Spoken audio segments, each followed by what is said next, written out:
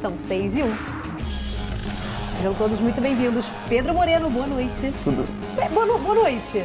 Boa noite. Boa noite. 6-1. Tá valendo, boa tá noite valendo. já. Então, seja bem-vindo também, Roger Flores. Boa noite. Tudo bem, Mari? Tudo Boa ótimo. tarde. Boa Só tarde para começar ainda, né? a polêmica, já, o programa vai ser bom. A discordância gera polêmica, boa né? tarde. Até porque quase estamos no verão, né? Não no temos verão. horário de verão, mas estamos no verão. Tá tudo claro aí fora. Então tá bom. Então Mas vale boa pra tarde mim, também. já Vale pra boa tarde. confrontar o Pedro Moreno.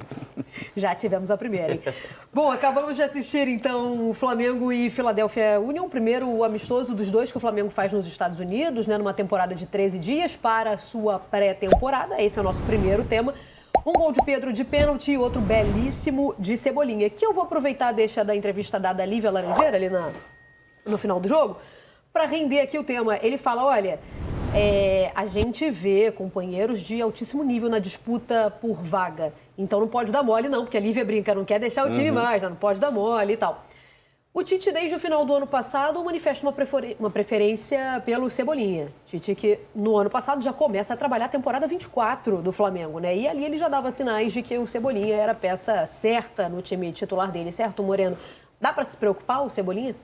Assim, se preocupar tem que se preocupar sempre, porque, como ele mesmo disse, o elenco do Flamengo é super qualificado. Do meio para frente, o Flamengo tem praticamente em todas as posições, tem 2 jogadores de altíssimo nível. Agora, assim, a preferência do Tite, ela só é corroborada porque o Cebolinha respondeu em campo.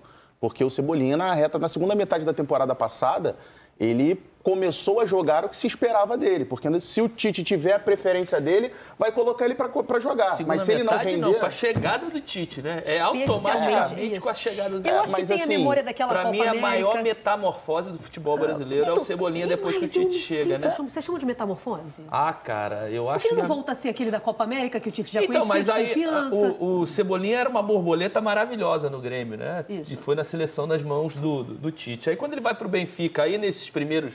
Quantos anos já? É o terceiro ano já do Cebolinha, né? No Flamengo, já tem umas 2 temporadas. Terceira temporada.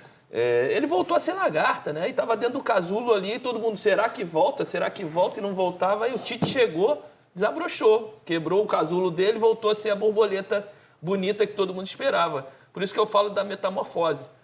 E essa questão de corroborar o que o Tite pensa dele, ele está entregando, e está entregando mesmo,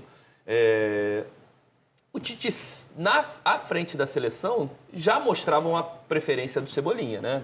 Ele deixava o Bruno Henrique de fora das convocações e convocava o Cebolinha. O Gabriel também não era uma preferência do Tite na seleção.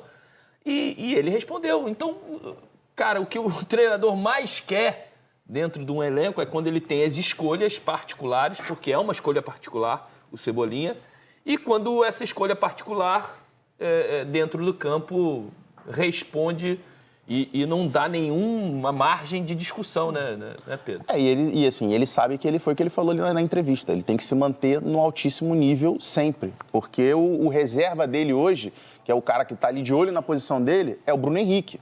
Bruno Henrique que acabou na temporada passada, teve uma grande ascendente, inclusive que levantou essa discussão sobre quem vai ser o titular do Flamengo da ponta esquerda.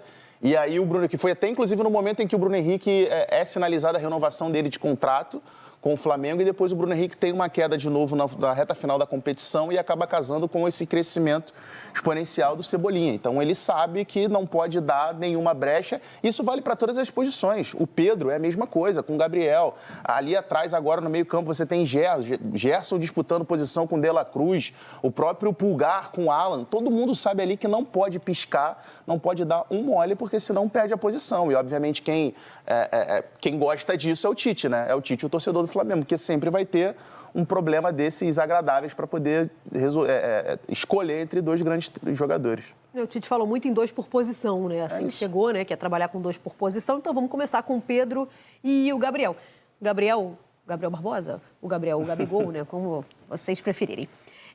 O Tite elogiou muito quando teve o Gabigol, à época ainda, na seleção brasileira. Disse que tinha uma personalidade muito bacana, um exemplo de comportamento, inclusive. O Tite foi bastante não, Roger. Tô sentindo. Não. É que eu tava aqui já sacaneando o Paulo Nunes. Ele chega e não deixa ninguém quieto. Eu tava trocando olhares com ele. Eu tava aqui, meu Deus, eu tô falando muita besteira. Não, esse Paulo Nunes é um sem vergonha. Não, acho que... Obviamente o treinador ele tem que se expor quando faz algumas convocações ou quando tem um jogador muito popular, que na época era o Gabriel, isso aí, não sendo convocado, não tendo tantas oportunidades. Mas a verdade é que o Tite não tinha muito interesse no Gabriel, não. Às vezes que foi convocado foi muito mais por pressão popular, na minha opinião, do que realmente por convicção do Tite. Não, obviamente não é porque ele não goste do Gabigol, mas acho que é a própria característica ele tinha algumas do preferências jogador, dentro daquilo que ele entendia de plataforma tática, de que outros jogadores se encaixavam melhor. Esse foi o caso do Pedro também ou não? Aí o Pedro já passou por uma avaliação diferente. Mas acho também que tem a questão da plataforma também tática. O Tite vamos dizer, deixa eu ver se eu encontro uma palavra, mas ele é um cara que preza muito pelo equilíbrio. Então, ele dentro daquilo que ele pode entregar taticamente, ele vai vendo as características de cada... Hoje, por exemplo, ele usou 2 times, né? Com 2 plataformas diferentes. No primeiro tempo, um 4-3-3, né? Com 2 volantes, um meio, o Matheus Gonçalves na frente do Gerson e do Alan com Luiz, com Everton e com Pedro. No segundo, ele já fez um losango. No meio-campo, com Pulgar centralizado de volante, com o uruguaio que estreou, o De La Cruz do lado direito, o Vitor Hugo do lado esquerdo, o Arrascaeta flutuando na frente desses 3 e 2 atacantes de mobilidade. Então ele vai entregando desenhos táticos diferentes. Também achei que dentro das 2 plataformas ele usou meio time titular no primeiro tempo, meio time titular no outro, ele fez...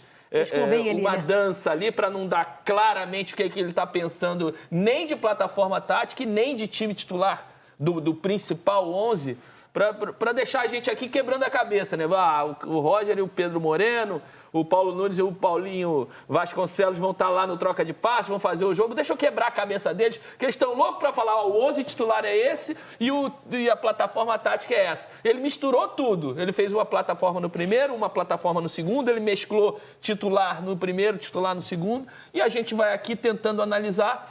Mas o que ele tem é são multi-opções dentro do Flamengo para ele usar a plataforma que ele quer e os 11 que ele quer. Eu acho que a gente vai ter essa dificuldade ao longo da temporada inteira de definir qual vai ser o 11 do Flamengo. É claro que para aquele jogo mais importante e tal, mas assim, eu acho que o time vai mudar bastante ao longo da temporada, primeiro pela quantidade de jogos e pela relevância dos jogos que o Flamengo vai disputar. A gente imagina o Flamengo brigando no Campeonato Brasileiro, chegando muito adiante em Copa do Brasil, em Libertadores. Então, assim, naturalmente, pela qualidade do elenco, esse time vai modificar bastante as peças.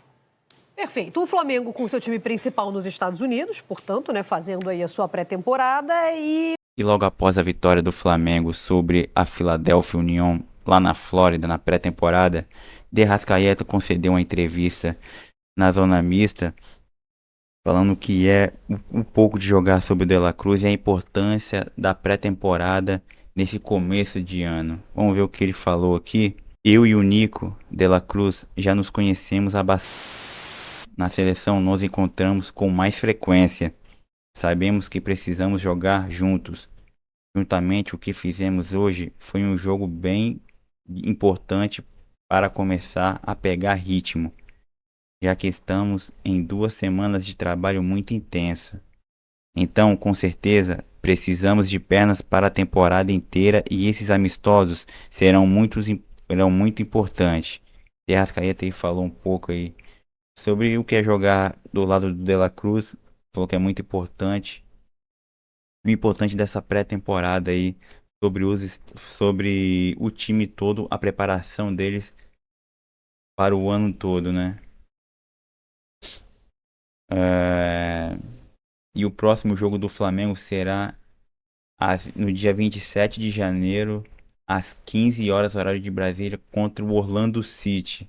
Aquele time lá que teve o e outras figuras aí do futebol aí, né? E já o segundo jogo do Flamengo no Campeonato Carioca será às 18h10 contra a Portuguesa lá na Areia das Dunas, né? E aí, o que você achou do De La Cruz jogando aí os 45 minutos aí sobre o amistoso do Flamengo, né? O que você achou? Achou que ele jogou bem? É cedo para dar uma opinião? O que você acha sobre o De La Cruz no Flamengo jogando esse amistoso? Já deixa aqui seu comentário. Seu comentário é muito importante. O que você pensa desse jogo aí? E qual é o seu palpite para o próximo jogo do Flamengo? Flamengo e Orlando City, lá na Flórida. Pré-temporada. Até o próximo vídeo. Valeu, fui!